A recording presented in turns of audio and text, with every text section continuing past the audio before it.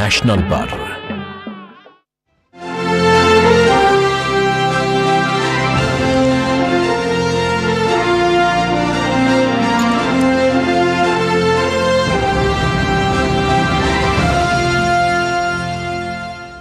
नमस्कार, न्यूज़ 10 में आप सभी का स्वागत है। मैं हूं आपके साथ भावना नैयर। अगले 1 घंटे में होगी देश और दुनिया की तमाम बड़ी खबरें।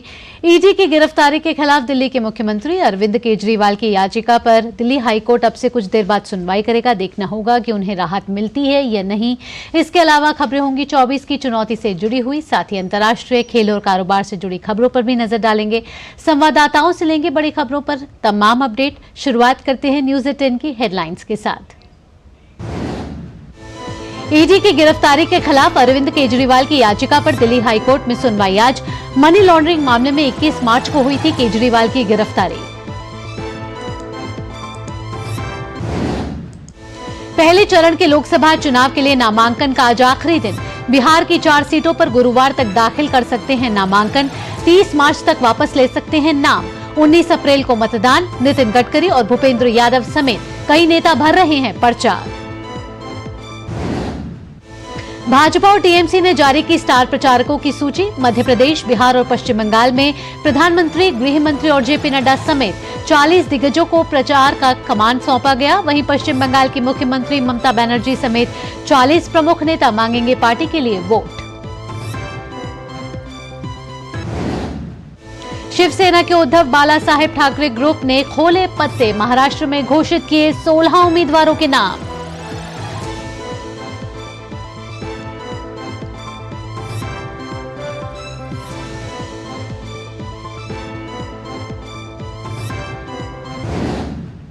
सीट और नाम तय करने की कवायद तेज। नई दिल्ली में हुई बैठक के बाद तेजस्वी यादव ने कहा, बिहार में वाम दल, कांग्रेस और आरजेडी मिलकर लड़ेंगे चुनाव। एनसीपी शरद चंद्र पवार पार्टी की केंद्रीय संसदीय कार्यकारी समिति की अहम बैठक आज। लोकसभा उम्मीदवारों को लेकर होगी चर्चा। पश्चिम बंगाल की मुख्यमंत्री ममता बनर्जी पर आपत्तिजनक टिप्पणी से नाराज। भाजपा ने अपने नेता दिलीप घोष से मांगा स्पष्टीकरण। कांग्रेस की ओर से अपमानजनक टिप्पणी झेल रही कंगना रनौत ने बीजेपी अध्यक्ष से की मुलाकात। चुनावी रणनीति पर हुई बात।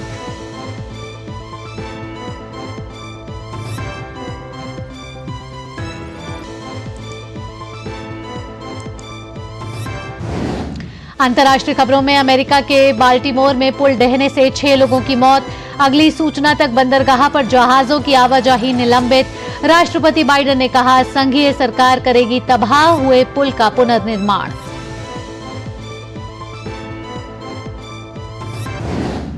और खेल की खबरों में आईपीएल में चेन्नई सुपर किंग्स की जीत का सिलसिला बरकरार। गुजरात टाइटंस को हराकर दर्ज की लगातार दूसरी जीत। आज मुंबई इंडियंस का सामना सनराइजर्स हैदराबाद से। सुर्खियों के बाद अब खबरें विस्तार से। शुरुआत दिल्ली आबकारी घोटाले मामले में गिरफ्तार अरविंद केजरीवाल की याचिका पर आज दिल्ली हाईकोर्ट अब से कुछ देर बाद सुनवाई करेगी। केजरीवाल ने प्रवर्तन निदेशालय की गिरफ्तारी के खिलाफ याचिका दायर की है। जस्टिस स्वर्णकांता शर्मा इस मामले की सुनवाई करेंगी। केजरीवाल ने 23 मार्च को हाईकोर्ट में याचिका दाखिल करते हुए अदालत से फौरन सुनवाई का अनुरोध किया था, लेकिन अदालत ने इसे नहीं माना।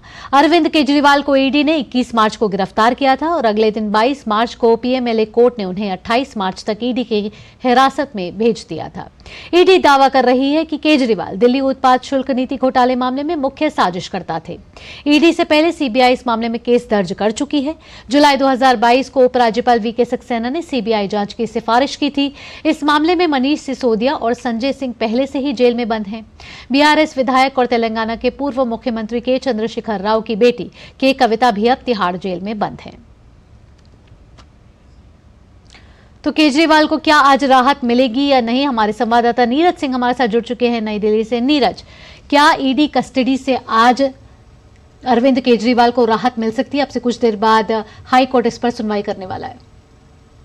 देखिए भावना, इसमें संभावना कम है, क्योंकि जिस तरीके से आप देखें कि राउज एवेन्यू कोर्ट में जब अरविंद केजरीवाल के वकील इस बात की दलील दे रहे थे कि मुख्यमंत्री की इसमें कोई भूमिका नहीं है, उन्होंने कोई करप्शन नहीं किया है और ना ही नीति को बनाया है, तब ईडी के वकीलों के द्वारा वहां पर यह दलील दी गई थी, ये कहा गया था कि जो साउथ लॉबी का जो पैसा है उसका पूरा ट्रेल ईडी के पास मौजूद है मुख्यमंत्री ने समीर महेंद्रू से बात करी थी। विजय नायर जो उस समय टेलीकम्युनिकेशन के हेड थे आम आदमी पार्टी के, उनके थ्रू ये बातचीत हुई थी और अरविंद केजरीवाल ने ये कहा भी था समीर महेंद्रू से कि विजय नायर हमारा आदमी है, तो आप इस डील में शामिल हो जाइए।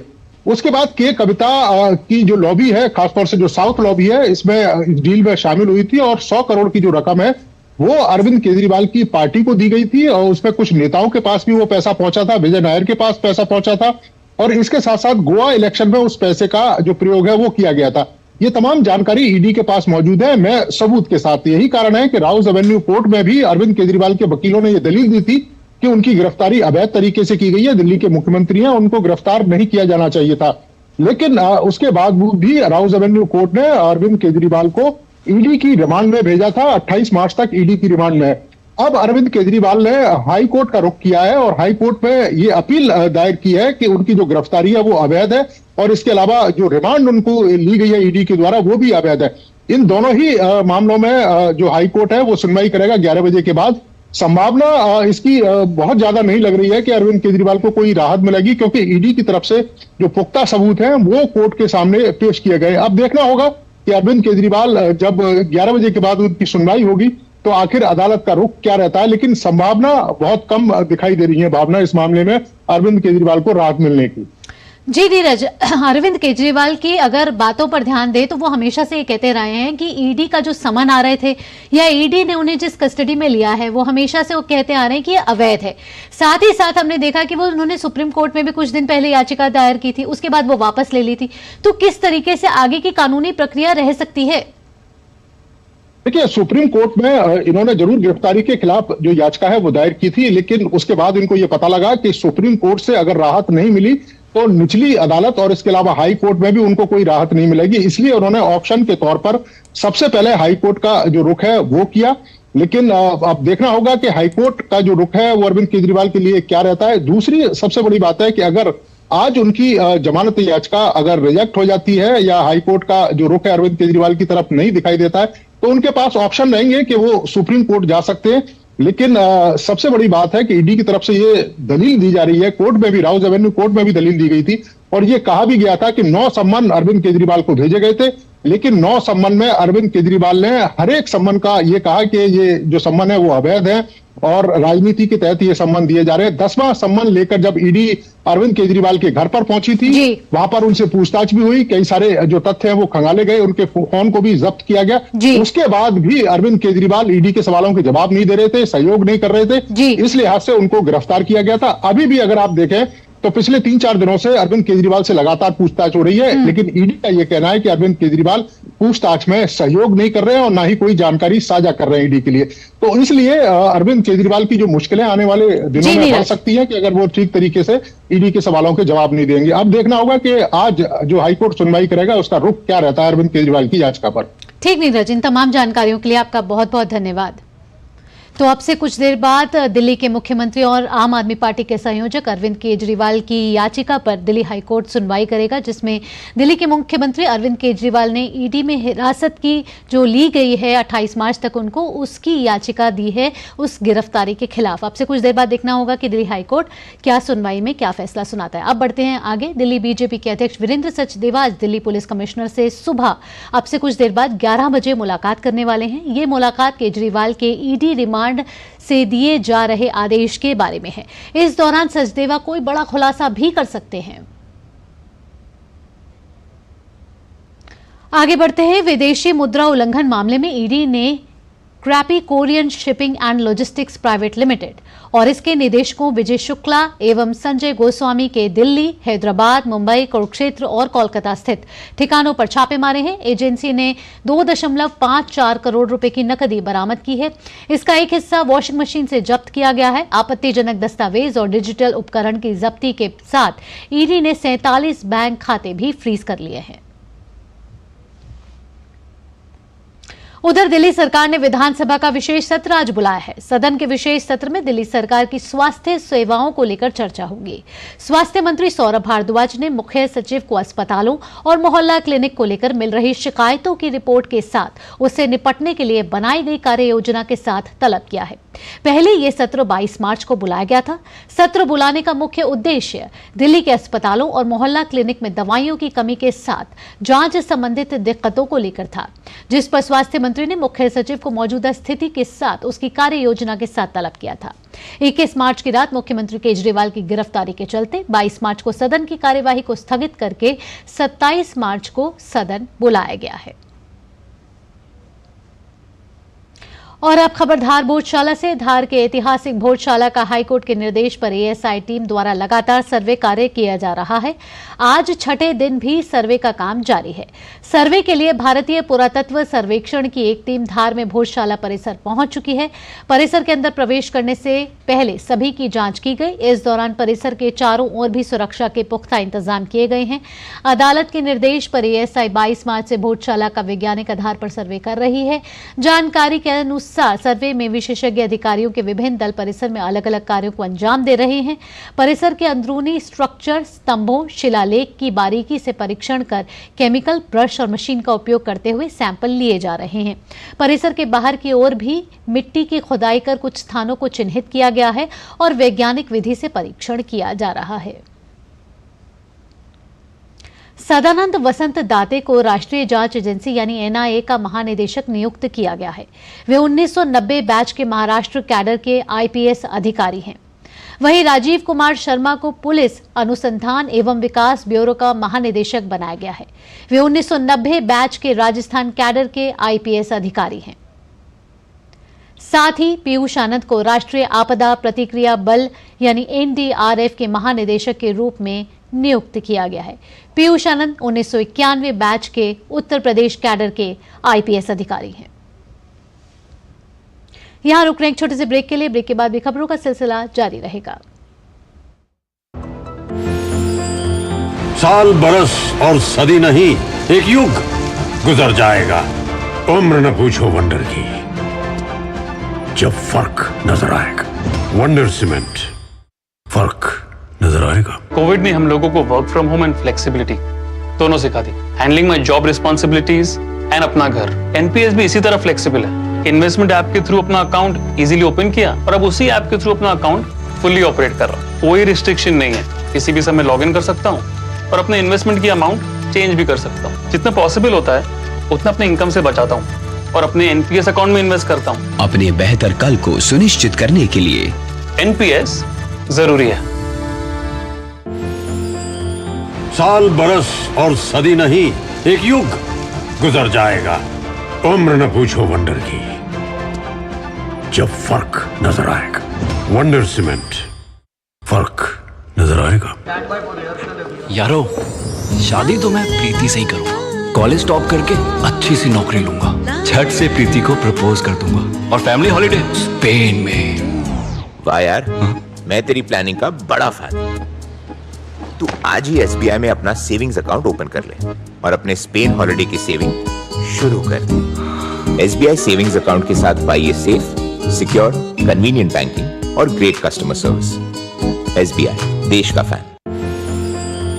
साल, बरस और सदी नहीं, एक युग गुजर जाएगा। उम्र न पूछो वंडर की, जब फर्क नजर आएगा। वंडर सीमेंट, फर्क नजर आएगा। ब्रेक के बाद आपका स्वागत है और आइए अब बात कर लेते हैं 24 की चुनौती की।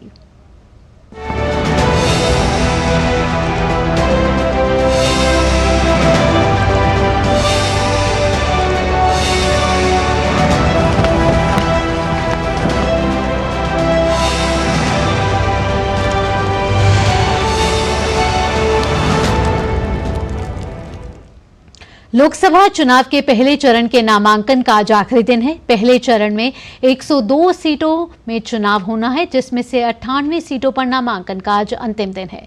बिहार की 4 सीटों पर नामांकन का आखिरी दिन कल है। पहले चरण के लिए 19 अप्रैल को मतदान होगा।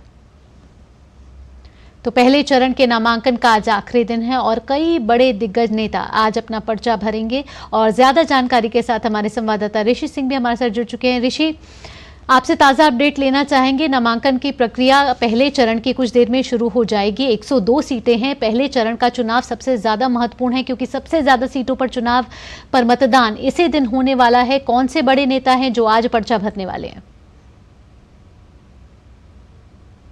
चुनाव की इस प्रक्रिया को देखें तो पहले चरण के लिए जो नामांकन का जो प्रोसेस है, बिहार को अगर छोड़ दें तो बिहार में सिर्फ कल तक के लिए, बल्कि बाकी की जगहों पर आज ही समाप्त हो जाएगा प्रथम चरण के लिए जो मतदान है उसके लिए।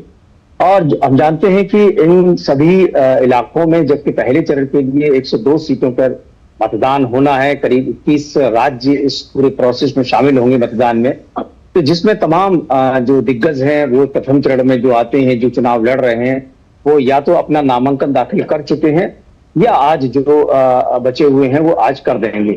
जहां तक दिग्गजों में बात करें तो तमाम दिग्गज हैं। जितेंद्र सिंह का नाम हम जानते हैं, शुरुआत के चरण में ही उन्होंने अपना नामांकन दाखिल किया था। इसी तरीके से उत्तर प्रदेश की जो तमाम सियासी गहमा गहमट है उसमें अगर हम देखें तो मुरादाबाद और रामपुर की जो सीट है उसमें विपक्षी पार्टियों की जो जोर आजमाइश है वो चल रही है।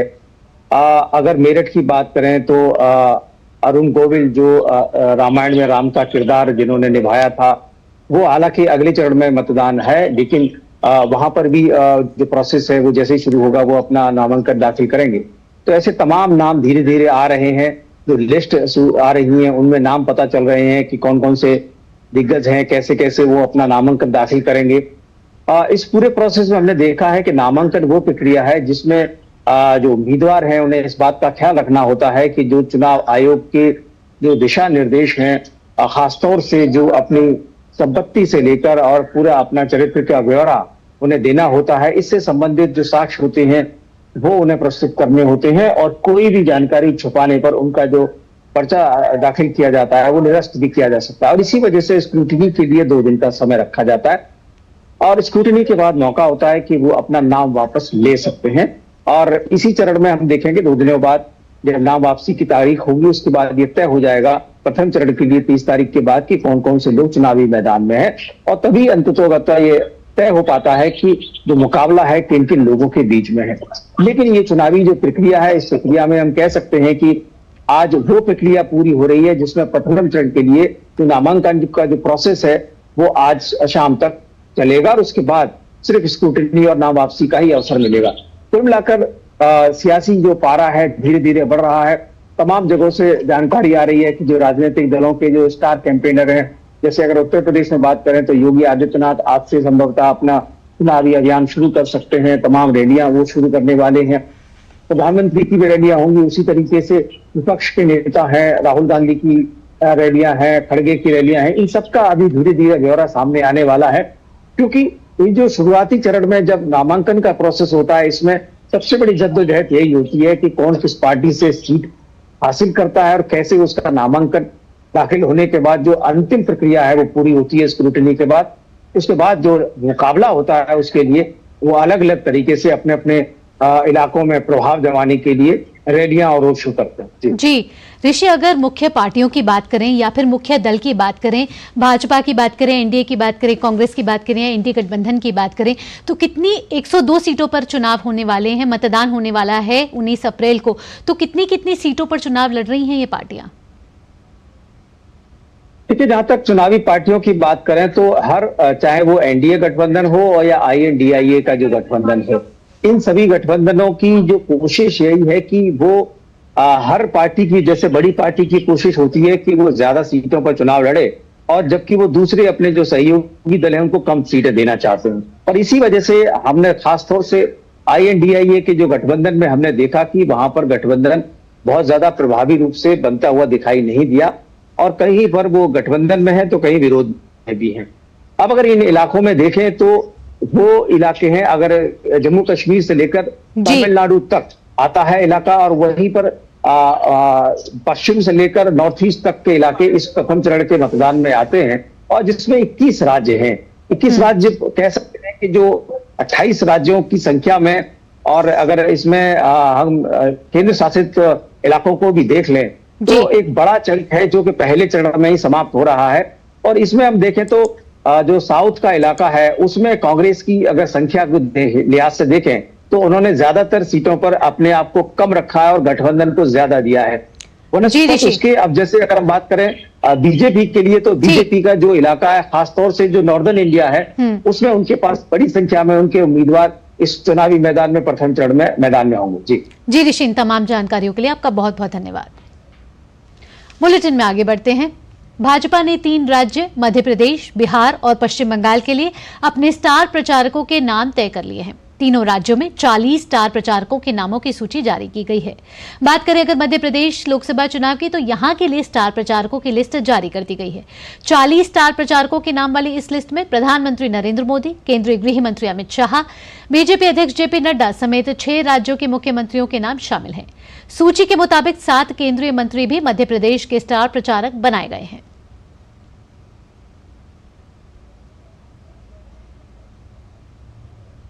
वहीं बात करें अगर पश्चिम बंगाल की, तो लोकसभा चुनाव 2024 को धार देने के लिए पश्चिम बंगाल में प्रचार के लिए भी 40 स्टार प्रचारकों के नामों की लिस्ट जारी कर दी गई है।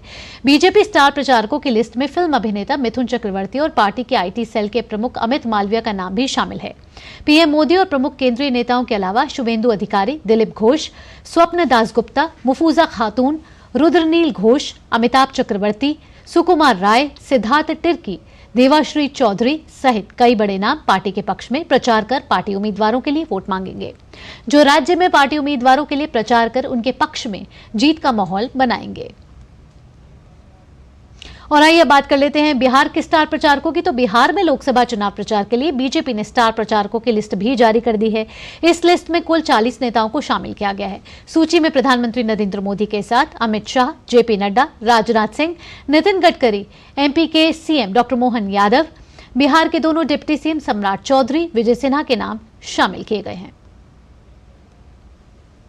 और अब बात महाराष्ट्र की। शिवसेना उद्धव गुट ने लोकसभा चुनाव के लिए 16 उम्मीदवारों की सूची जारी कर दी है।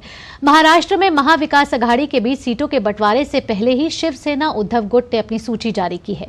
अभी गठबंधन सहयोगियों के बीच सीटों का बंटवारा नहीं हुआ है। शिवसेना उद्धव गुट ने जिन 16 उम्मीदवारों को मैदान में उतारा है वे हैं बुल्ढाणा से नरेंद्र खेडेकर, यवतमाल से वाशिम से संजय देशमुख, मावल से संजोग वाघेरे पाटिल, सांगली से चंद्रहार पाटिल, हिंगोली से नागेश पाटिल आष्टीकर, संभाजीनगर से चंद्रकांत खेरे, धारशीर से ओमराजे निम्बालकर, शिरडी से भाऊ साहेब वागचोरे, नासिक से राजाभाऊ वाजे, रायगढ़ से अनंत गीते, सिंधुदुर्ग से रत्नागिरी से विनायक राउत, ठाणे से राजन विचारे, मुंबई उत्तर पूर्व से संजय दिना पाटिल, मुंबई दक्षिण से अरविंद सावंत, मुंबई उत्तर पश्चिम से अमोल कीर्तिकर और परभणी से संजय जाधव। कांग्रेस ने लोकसभा चुनावों के लिए उम्मीदवारों की 7वीं सूची भी जारी कर दी है। इसमें छत्तीसगढ़ की 4 और तमिलनाडु की 1 लोकसभा सीट के लिए उम्मीदवारों का ऐलान कर दिया गया है। कांग्रेस ने 7वीं सूची में छत्तीसगढ़ की सरगुजा सीट से शशि सिंह, रायगढ़ से डॉक्टर मेनका देवी सिंह, बिलासपुर से देवेंद्र सिंह यादव और कांकेर से बीरेश ठाकुर को पार्टी से प्रत्याशी बनाया है। वहीं तमिलनाडु से मयिलादुथुराई से आर सुधा को मैदान में उतारा है।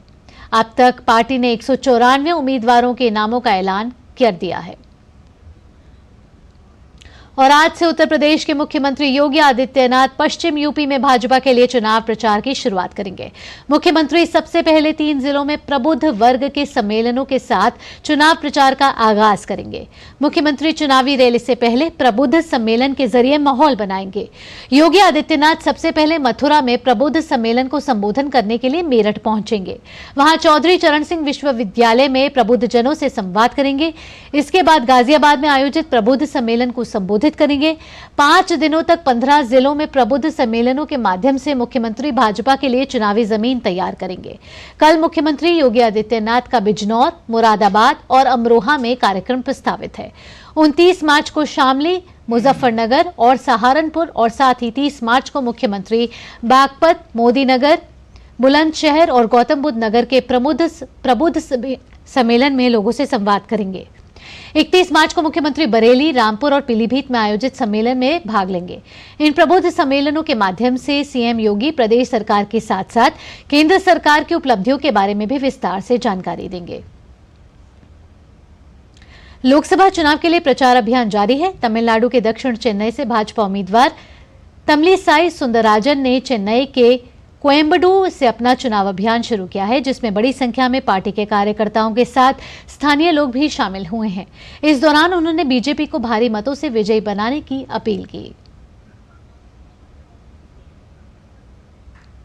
चुनाव से तमाम जुड़ी जानकारियां ब्रेक के बाद भी आप तक पहुंचाते रहेंगे। फिलहाल वक्त हो चला एक छोटे से ब्रेक का।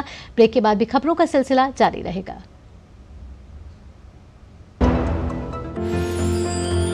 साल, बरस और सदी नहीं, एक युग गुजर जाएगा। उम्र न पूछो वंडर की, जब फर्क नजर आएगा। वंडर सीमेंट, फर्क नजर आएगा। मौसम को अपने पैशन के बीच जो नहीं आने देते, मैं उनका फैन हूं। मेरी तरह एसबीआई भी आपका फैन है, इसलिए एसबीआई आपके लिए थोड़ी एक्स्ट्रा मेहनत करता है। तो excellent customer service, assistance to MSMEs और टेक्नोलॉजी ड्रिवन बैंकिंग सॉल्यूशंस। घर छोड़ दूं, एसबीआई बदल रहा है क्योंकि हम एक बदलते देश के फैन हैं। एसबीआई, देश का फैन। तुम्हें पता है इन्वेस्टर्स के लिए एक इन्वेस्टर प्रोटेक्शन फंड होता है, IPF। लेकिन अगर तुम्हारा ट्रेड एक्सचेंज पर एग्जीक्यूट नहीं हुआ या फिर कोई गारंटीड रिटर्न्स वाली स्कीम है, तो ये IPF आपकी मदद नहीं कर सकता है। और अगर आपका ब्रोकर ही डिफॉल्टर बन जाए तो फिर IPF आपको कॉम्पेंसेशन दिला सकता है। कहां से सीखा? NSE की साइट पर। समझ कर इन्वेस्ट कर। साल, बरस और सदी नहीं, एक युग गुजर जाएगा। उम्र न पूछो वंडर की, जब फर्क नजर आएगा। वंडर सीमेंट, फर्क नजर आएगा। ब्रेक के बाद आपका स्वागत है। आप देख रहे हैं न्यूज 10 और बढ़ते हैं आगे। महिलाओं को लेकर किसी भी तरह की अशोभनीय टिप्पणी को लेकर भाजपा सख्त है। कांग्रेस प्रवक्ता सुप्रिया श्रीनेत की बेहद आपत्तिजनक पोस्ट के बाद उपजे विवाद के बीच अभिनेत्री और लोकसभा उम्मीदवार कंगना रनौत मंगलवार को दिल्ली पहुंची हैं। कंगना ने भाजपा अध्यक्ष जेपी नड्डा से मुलाकात की है। इस मुलाकात के दौरान हिमाचल प्रदेश की राजनीति और चुनाव से जुड़े मुद्दों पर चर्चा की गई है। इस बीच कांग्रेस प्रवक्ता की आपत्तिजनक पोस्ट को लेकर भाजपा लगातार हमलावर है।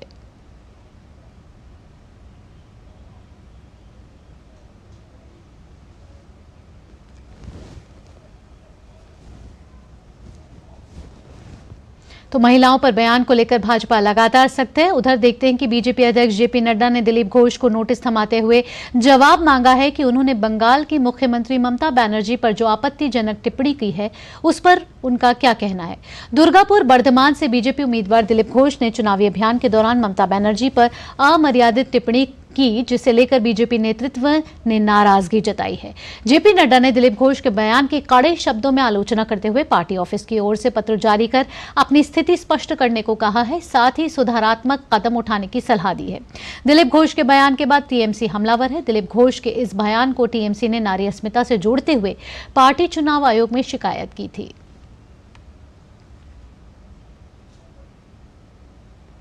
तो महिलाओं को लेकर किसी भी तरह की अशोभनीय टिप्पणी को लेकर भाजपा लगातार सख्त है। इस पर और जानकारी ले लेते हैं। हमारे संवाददाता शैलेंद्र मिश्र हमारे साथ जुड़ चुके हैं। शैलेंद्र, आपसे ताज़ा अपडेट लेना चाहेंगे कि जिस तरीके से कांग्रेस प्रवक्ता सुप्रिया श्रीनेत ने कंगना रनौत पर अशोभनीय टिप्पणी की है, उसके बाद बीजेपी लगातार हमलावर है और बीजेपी हमेशा से ही कहें तो नारी शक्ति वंदन की बात करती रही है। फिर हमने चुनावी रैलियों में भी ये बात देखी है। अब किस तरीके की रणनीति अपना रही है भाजपा? ये देखिए, इसमें दो बातें हैं। पहली बात तो यह है कि सत्ता में रहने के दौरान बीजेपी का यह दावा है कि उसने सबसे ज्यादा ध्यान आधी आबादी पर दिया है। उन्हें न केवल आर्थिक तौर पर सशक्तिकरण करने का बल्कि किस तरह से उनकी अगुवाई में विकास हो और किस तरह से वो सम्मान के साथ गरिमापूर्ण जीवन जिए, इस ओर पार्टी ने काम किया है। पार्टी की सरकारों ने काम किया है। प्रधानमंत्री नरेंद्र मोदी की अगुवाई में एक इतिहास बना है जब हमने देखा है कि जो स्वच्छ भारत अभियान आगे बढ़ाया गया और उसमें करोड़ों शौचालयों का निर्माण हुआ, जिससे एक बेहतर जीवन सुनिश्चित हुआ है। महिलाओं के लिए।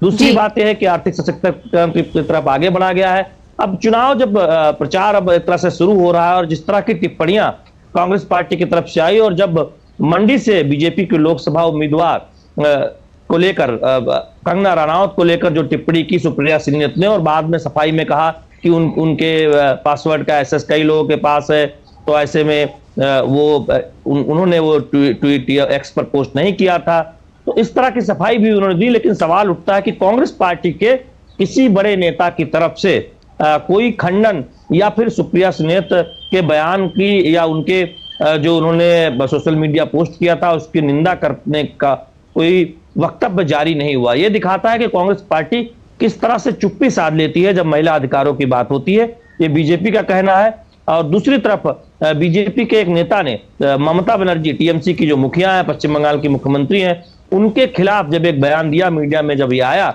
दिलीप घोष जो बीजेपी के पश्चिम बंगाल के प्रदेश अध्यक्ष रहे हैं, तो पार्टी ने तत्काल कार्रवाई करते हुए उन्हें कारण बताओ नोटिस जारी किया है। उनसे पूछा है कि आपने पार्टी की विचारधारा या पार्टी की जो रीति नीति है उसके विरोध में इस तरह का बयान क्यों दिया है, जो उसकी पार्टी की विचारधारा से मेल नहीं खाता है। तो ये दिखाता है कि बीजेपी महिला सम्मान, महिला गरिमा को लेकर कितनी एक फिक्रमंद है या फिर कितनी संवेदनशील पार्टी है कि अपने नेता को नोटिस देने में कोई देर नहीं लगाती है। जबकि कांग्रेस पार्टी, जिसकी एक राष्ट्रीय प्रवक्ता है सुप्रिया सिन्हा, तो उन्होंने एक महिला के खिलाफ जिस तरह से इतनी अपमानजनक सोशल मीडिया पर टिप्पणी की, बाद में सफाई दी, पार्टी ने उनसे सफाई भी नहीं मांगी। तो ये एक रवैया कांग्रेस पार्टी का दिखाता है। जी, साथ ही शैलेंद्र, मैं आपसे ये भी पूछना चाहूंगी कि बीजेपी ने हमेशा ये कहा है कि दल का राजनीति से ऊपर उठकर जिस तरीके से उन्होंने टीएमसी जो ममता बनर्जी की सरकार है वहां पर पश्चिम बंगाल में, उसमें दिलीप घोष से उन्होंने सफाई मांगी है, जिस तरीके से दिलीप घोष ने भी एक महिलाओं के प्रति एक बयान दर्ज किया है। ये देखिए, एक पत्रकारों से बातचीत करते हुए ममता बनर्जी जो कई राज्यों में जाती थी, त्रिपुरा या बाकी राज्यों में, वहां पर जिस तरह से वो उस राज्य की बेटी अपने को बताती थी, उससे जुड़ा एक बयान दिया दिलीप घोष ने, और जिसको लेकर बहुत कड़ी आपत्ति जताई गई टीएमसी की तरफ से भी और बीजेपी के अंदर भी। ये एक तरह से कहा गया कि इस तरह का बयान नहीं देना चाहिए दिलीप घोष को, और यही वजह है कि बयान देने के कुछ घंटों के अंदर ही, जैसे ही बयान मीडिया में सुर्खियों में आया, तुरंत ही दिलीप घोष को एक नोटिस जारी किया गया है कि वो बताएं कि स्पष्टीकरण दें और उनके खिलाफ कार्रवाई क्यों न की जाए। तो ये दिखाता है कि बीजेपी कितनी संवेदनशील है महिला गरिमा से जुड़े मुद्दों पर, महिलाओं के अधिकारों को लेकर। और अगर किसी उनके अपने ही नेता के द्वारा अगर कोई इस तरह का बयान दिया जाता है जो महिला के गरिमा के खिलाफ है, तो पार्टी उनके खिलाफ भी कार्रवाई करने से कोई संकोच नहीं करती है, चाहे वो बड़े नेता ही क्यों ना हो। जी शैलेंद्र, तमाम अपडेट के लिए आपका बहुत बहुत धन्यवाद। न्यूज़ 10 में आगे बढ़ते हैं। एनसीपी शरद चंद्र पवार पार्टी की केंद्रीय संसदीय कार्यकारी समिति की अहम बैठक आज मुंबई में होने वाली है। बैठक में लोकसभा उम्मीदवारों को लेकर चर्चा होगी। यह बैठक राष्ट्रवादी कांग्रेस पार्टी के राष्ट्रीय अध्यक्ष शरद चंद्र पवार की मौजूदगी में होगी। लोकसभा चुनाव में उतारे जाने वाले उम्मीदवारों के संबंध में चर्चा, निर्णय और चुनाव के लिए अन्य समितियां बनाई जाएंगी। उधर बात करें अगर बिहार की, तो सीट बंटवारे को लेकर बिहार में महागठबंधन में खींचतान की खबरें लगातार जारी हैं और यहां कांग्रेस और राष्ट्रीय जनता दल के नेताओं ने नई दिल्ली में बैठक की है। इसमें कांग्रेस महासचिव केसी वेणुगोपाल, मुकुल वासनिक और आरजेडी नेता तेजस्वी यादव शामिल हुए हैं। बैठक के बाद मीडिया से बात करते हुए तेजस्वी यादव ने कहा कि वे इस बात पर सहमत हुए हैं कि वाम दल, कांग्रेस और आरजेडी मिलकर चुनाव लड़ेंगे। तेजस्वी यादव ने कहा कि सभी को उनकी सीट मिलेगी और जल्द ही इसकी घोषणा की जाएगी।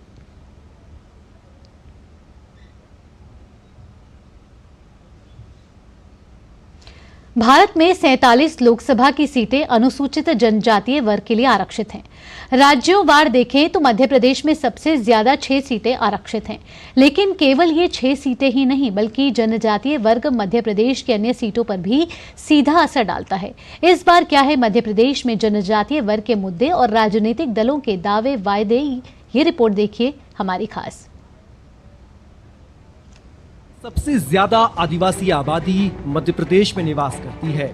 ऐसे में आदिवासी वोट बैंक पर राजनीतिक दलों का फोकस होना स्वाभाविक है।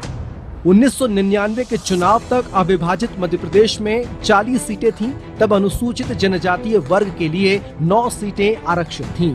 लेकिन छत्तीसगढ़ अलग राज्य बनने के बाद जब 2004 के चुनाव हुए तब तो 5 सीटें जनजातीय वर्ग के लिए आरक्षित हुई, लेकिन उसके बाद 2009 के चुनाव से जनजातीय वर्ग की आरक्षित सीटों की संख्या 6 हो गई। मध्य प्रदेश में अनुसूचित जनजातीय वर्ग के लिए शहडोल, मंडला, बैतूल, रतलाम, धार और खरगोन लोकसभा सीटें आरक्षित हैं।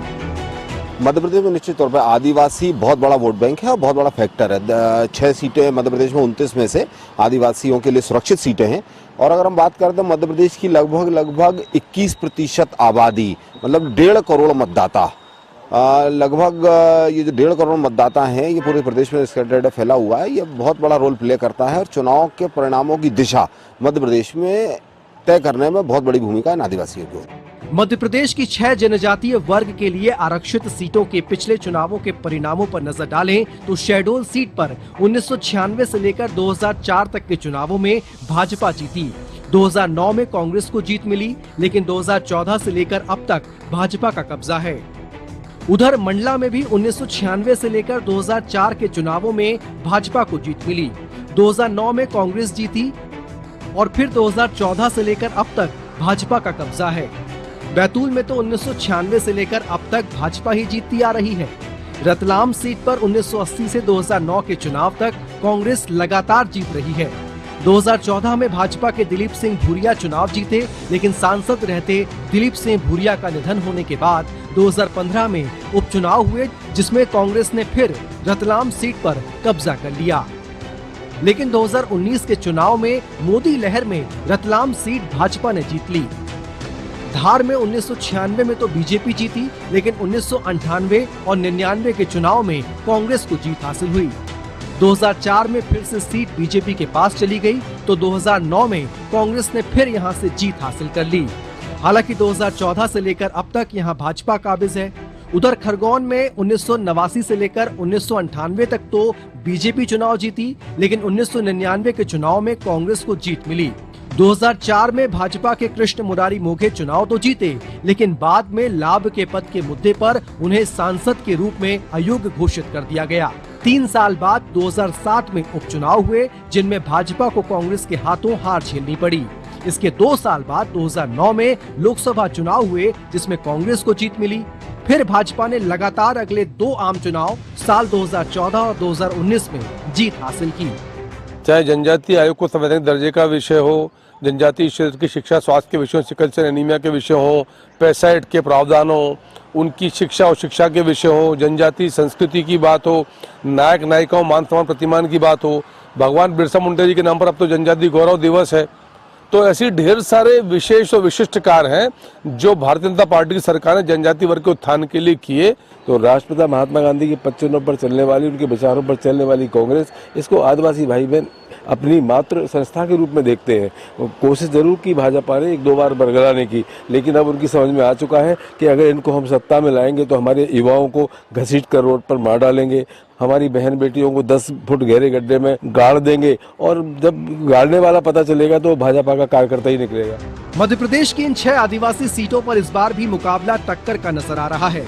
मंडला से इस बार भाजपा ने फिर मोदी सरकार में मंत्री और बड़ा आदिवासी चेहरा फग्गन सिंह कुलस्ते को मैदान में उतारा है, तो वहीं कांग्रेस से कमलनाथ सरकार में मंत्री रहे ओंकार सिंह मरकाम मैदान में हैं।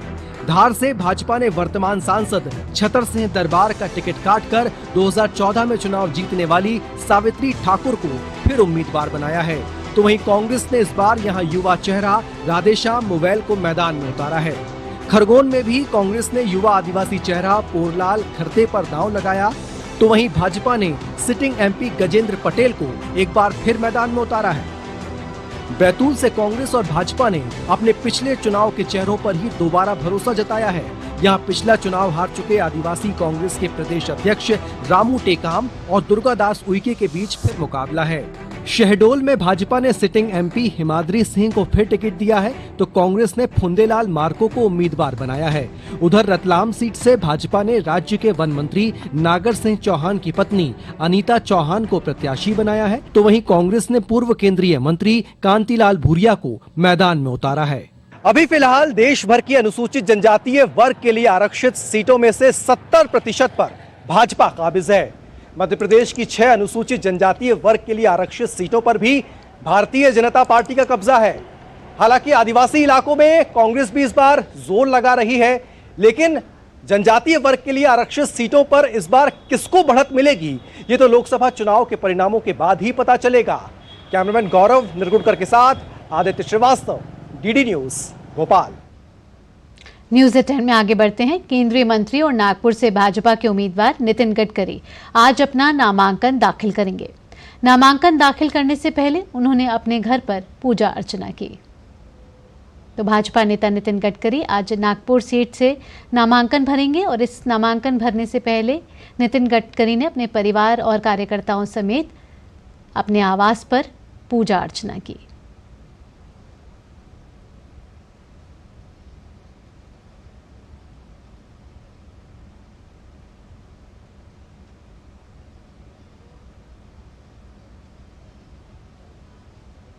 यहां रुक रहे एक छोटे से ब्रेक के लिए, जल्द हाजिर होते हैं।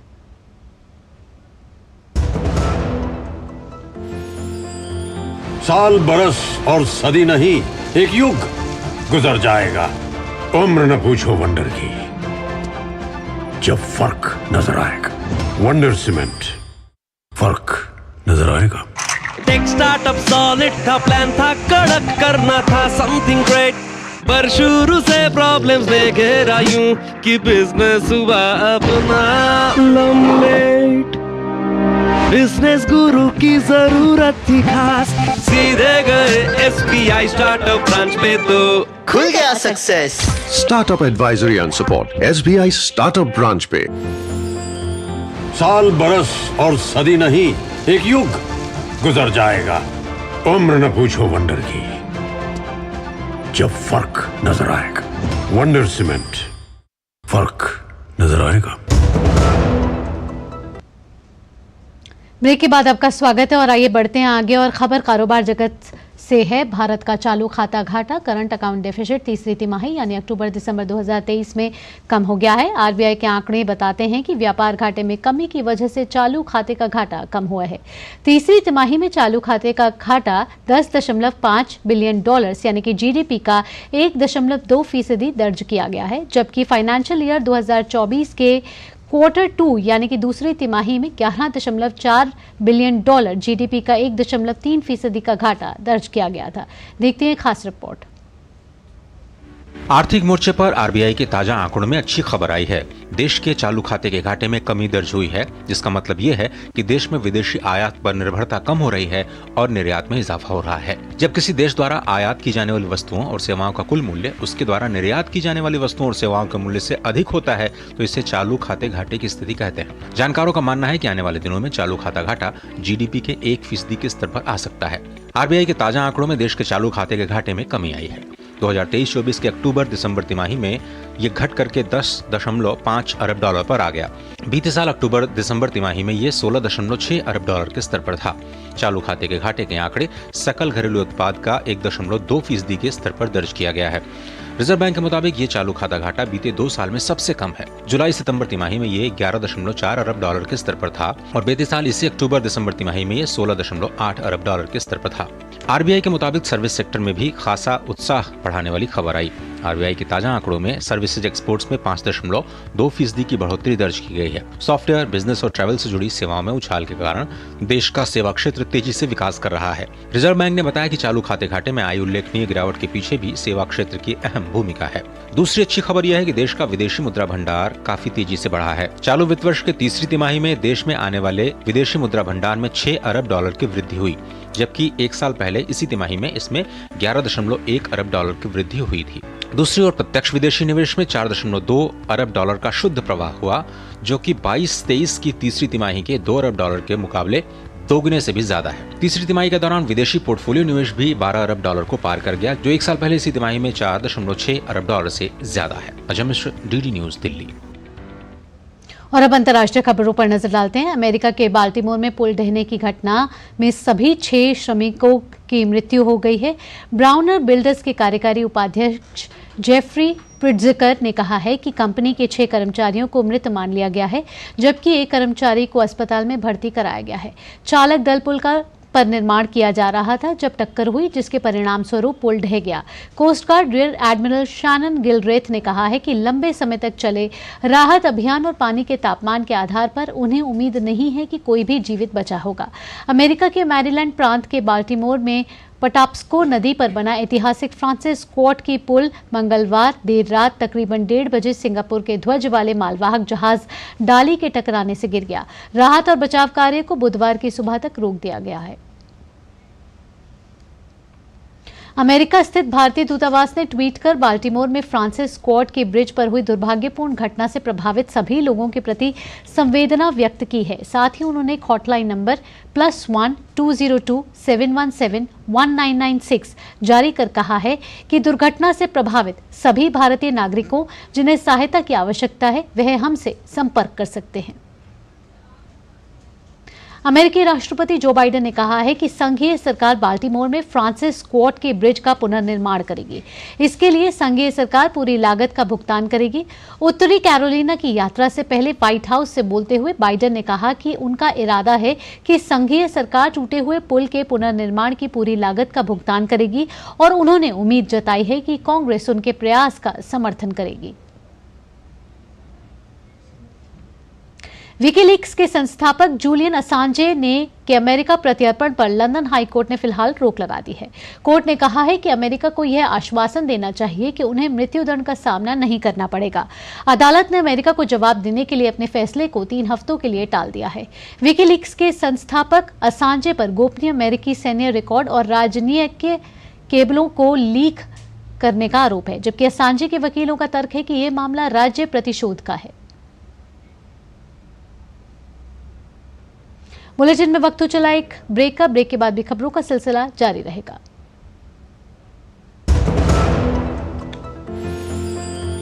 साल बरस और सदी नहीं, एक युग गुजर जाएगा। उम्र न पूछो वंडर की, जब फर्क नजर आएगा। वंडर सीमेंट, फर्क नजर आएगा। मैंने अपना एनपीएस अकाउंट ऑनलाइन ओपन कर दिया था। सीरियस सेविंग स्टार्ट की after I landed my first job eight 23। अपने कॉर्पोरेट में बस अपना एनपीएस नंबर दिया एंड इन्वेस्टिंग चालू। थोड़े ही दिन पहले मेरा जॉब बदल गया। मैं मुंबई से राजकोट आ गई, लेकिन मेरा NPS account same. I just transfer the same account to my new company. NPS किसी भी जगह से ऑपरेट हो सकता है, जहां मैं वहां मेरा एनपीएस अकाउंट। अपने बेहतर कल को सुनिश्चित करने के लिए एनपीएस जरूरी है। साल बरस और सदी नहीं, एक युग गुजर जाएगा। उम्र न पूछो वंडर की, जब फर्क नजर आएगा। वंडर सीमेंट, फर्क नजर आएगा। टेक स्टार्टअप सॉलिड था, प्लान था कड़क, करना था समथिंग ग्रेट, पर शुरू से प्रॉब्लम्स ने घेरा यूं कि बिजनेस हुआ अपना लम्बेट। बिजनेस गुरु की जरूरत थी खास, सीधे गए एसबीआई स्टार्टअप ब्रांच पे तो खुल गया success. Startup advisory and support SBI Startup Branch पे। साल बरस और सदी नहीं, एक युग गुजर जाएगा। उम्र न पूछो वंडर की, जब फर्क नजर आएगा। वंडर सीमेंट, फर्क नजर आएगा। ब्रेक के बाद आपका स्वागत है और आइए अब खेल से जुड़ी खबरों पर नजर डालते हैं। इंडियन प्रीमियर लीग में आज हैदराबाद में मुंबई इंडियंस का सामना सनराइजर्स हैदराबाद से होगा। दोनों ही टीमों को अपने अपने पहले मैच में हार का सामना करना पड़ा था। ऐसे में इस मुकाबले में पैट केमिंस और हार्दिक पांड्या की कोशिश पहली जीत दर्ज करने पर होगी। दोनों टीमों के बीच अगर हेड टू हेड के आंकड़ों पर नजर डालें तो हैदराबाद के लिए मुंबई को हराना आसान नहीं होगा। दोनों टीमों के बीच अब तक 21 मुकाबले खेले गए हैं। इस दौरान मुंबई इंडियंस को 12 मुकाबलों में जीत मिली है, वहीं सनराइजर्स हैदराबाद ने 9 मैच जीते हैं। दोनों टीमों के बीच खेले गए पिछले 5 मुकाबलों में से मुंबई इंडियंस ने 4 में जीत दर्ज की है। ब्राजीलियन फुटबॉलर विनीशियस जूनियर ने कहा है कि उन्हें बेहद अफसोस है कि पिछले कुछ समय के दरमियान उन्हें नस्ली टिप्पणी का लगातार शिकार होना पड़ा है। हालांकि इसके साथ ही उन्होंने यह भी साफ कर दिया है कि वह इन टिप्पणियों से घबराने वाले नहीं हैं और अपनी टीम के लिए लगातार अच्छा प्रदर्शन करते रहेंगे।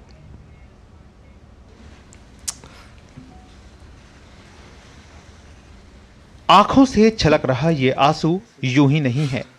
दिल के इस दर्द को सामने रख रहे ये हैं ब्राजीलियन फुटबॉलर विनीशियस जूनियर।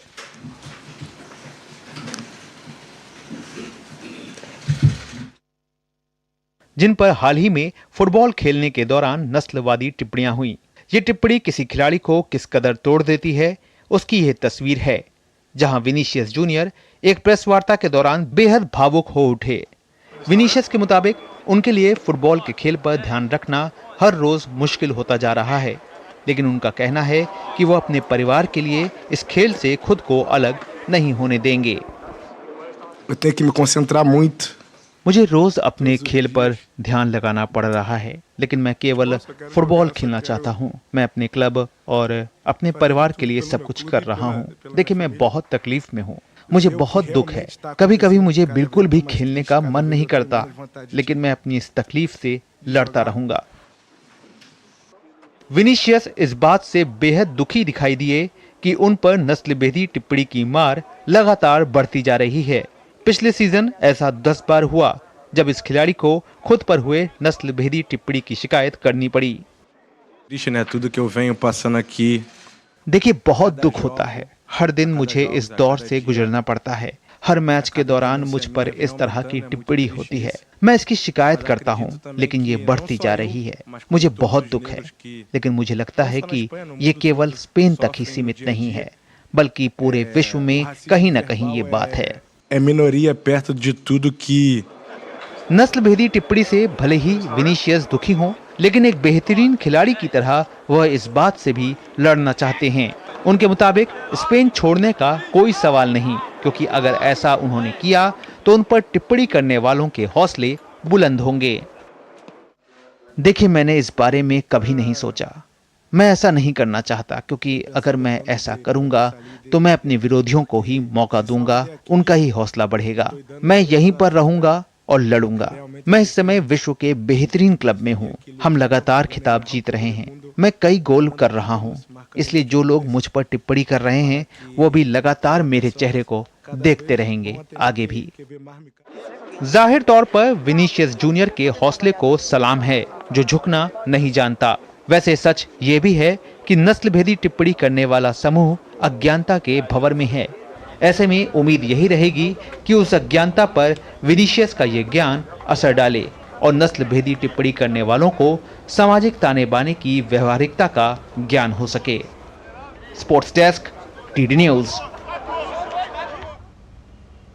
आज विश्व रंगमंच दिवस है, जो दुनिया भर के कलाकारों को समर्पित है। आज के दिन लोगों को रंगमंच के महत्व के बारे में बताने और मनाने का दिन है। आप इस रिपोर्ट को देखिए। मुझे दीजिए इजाजत। नमस्कार।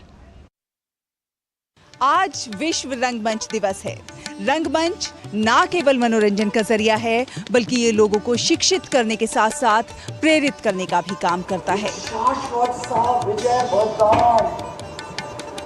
रंगमंच दुनिया भर में कला, संस्कृति और परंपरा के प्रसार का एक सबसे सशक्त माध्यम है। ये अलग अलग नाटक के मंचन के द्वारा सामाजिक बुराइयों और समस्याओं के बारे में जागरूकता भी पैदा करता है। आज का दिन थिएटर आर्ट्स के महत्व और उनके द्वारा समाज में लाए जाने वाले परिवर्तनों के बारे में जागरूकता बढ़ाने के लिए मनाया जाता है। रंगमंच में कई तरह की शैलियां, विधाएं और सांस्कृतिक परंपराएं शामिल हैं। रंगमंच समय के साथ काफी विकसित हुआ है। विश्व रंगमंच दिवस कला के महत्व का जश्न मनाता है, क्योंकि ये हमें आगे बढ़ाती है, मनोरंजन करती है, सिखाती है और बदलती रहती है। विश्व रंगमंच दिवस मनाने का उद्देश्य लोगों में रंगमंच को लेकर जागरूकता लाना और इसके महत्व को समझाना है। हम जानते हैं कि एक लंबे समय से रंगमंच अभिव्यक्ति का सशक्त माध्यम रहा है। आज के समय में इसकी प्रासंगिकता क्या है? नाटक जब अभिव्यक्ति का एक इतना बड़ा माध्यम है, तो कोई भी समाज जो नाटक से अछूता है वो कभी आगे बढ़ नहीं सकता। इसलिए हमारे देश में लगभग 3000 साल के आसपास, उससे पहले भरत मुनि ने नाट्यशास्त्र लिखा था। उसमें भी उन्होंने कहा है कि नाटक जो है वो ज्ञान का भंडार है, ज्ञान का स्रोत है। उसमें कला के अलग अलग विधा का एक समाहार है, एक समावेश है। तो आज जब हम वर्ल्ड थिएटर डे मना रहे हैं, वर्ल्ड में हमने पहले भी सुना है, कहा गया है कि पूरा विश्व एक रंगमंच है।